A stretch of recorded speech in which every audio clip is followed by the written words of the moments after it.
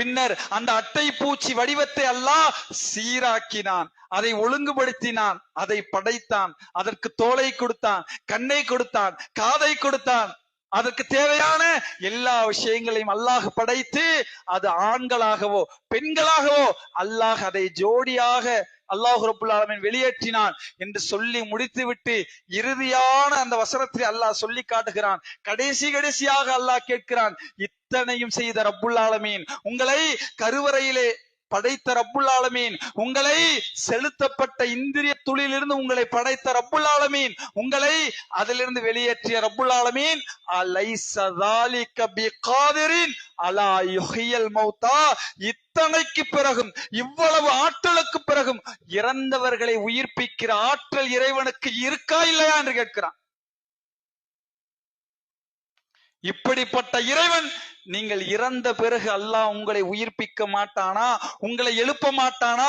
உங்களை விசாரிக்க மாட்டானா? உங்கள் நன்மை தீமைகளுக்கு அல்லாஹ் கூலி கொடுக்க மாட்டானா?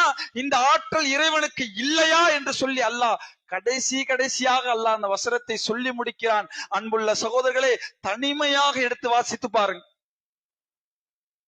ஈமான் உச்சத்திலே போகிற ஒரு அற்புதமான அத்தியாயம் அது. மறுமை நாளை கண்ணுக்கு முன்னால் பார்த்து பேசுகிற அத்தியாயம் அது. மறுமை நாளில் மனிதர்கள் எப்படி பேசுவார்கள் என்று சொன்ன அத்தியாயம் இது. மனிதர்கள் எதையெல்லாம் சொல்லி மறுப்பார்களோ அதற்கெல்லாம் அறிவுபூர்வமாக பதில் சொன்ன அத்தியாயம் இது. எனவே அன்புள்ள சகோதரர்களே, இந்த சூரா என்கிற இந்த கியாமா என்கிற அத்தியாயத்திலே அல்லாஹ் இப்படித்தான் எல்லாவற்றுக்கும் அல்லாஹ் பதில் சொல்லி அல்லாஹ் ரப்புல் ஆலமீன் இந்த அத்தியாயத்தை முடிக்கிறான் என்கிற செய்திகளை இந்த அத்தியாயத்திலே நாம் பார்க்கிறோம். அன்புள்ள சகோதரர்களே, நான் ஒரே ஒரு உதாரணம், ஒரே ஒரு சூறாவை உங்கள் சிந்தனைக்காக, நீங்கள் சிந்திக்க வேண்டும் என்பதற்காக உங்கள் உள்ளத்திலே இந்த வசனங்களை திரும்ப திரும்ப நீங்கள் அசை போட்டு அதை சிந்தித்து அதை உள்வாங்கி உங்கள் வாழ்க்கையிலே ஒரு பெரிய மாற்றத்தை இந்த வசனங்கள் ஏற்படுத்த வேண்டும் என்பதற்காகத்தான் இந்த அத்தியாயத்தை தேர்ந்தெடுத்து உங்களுக்கு நான் அதை ஒரு சிறிய விளக்கமாக உங்களுக்கு முன்னால் நான் விளக்கினேன். அன்புள்ள சகோதரிகளே, இது போன்ற நிறைய குர்ஆனிலே 113 அத்தியாயங்கள் இருக்கிறது.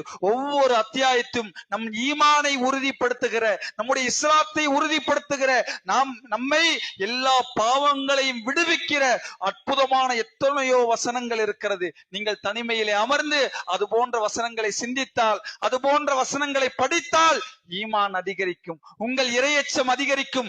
நீங்க எதையெல்லாம் விட முடியாது என்று நினைக்கிறீர்களோ அந்த பாவத்தை எல்லாம் விட்டு ஒழிக்கிற ஒரு அற்புத வேதமாக அல்லாஹ் ரப்புல் ஆலமீன் அந்த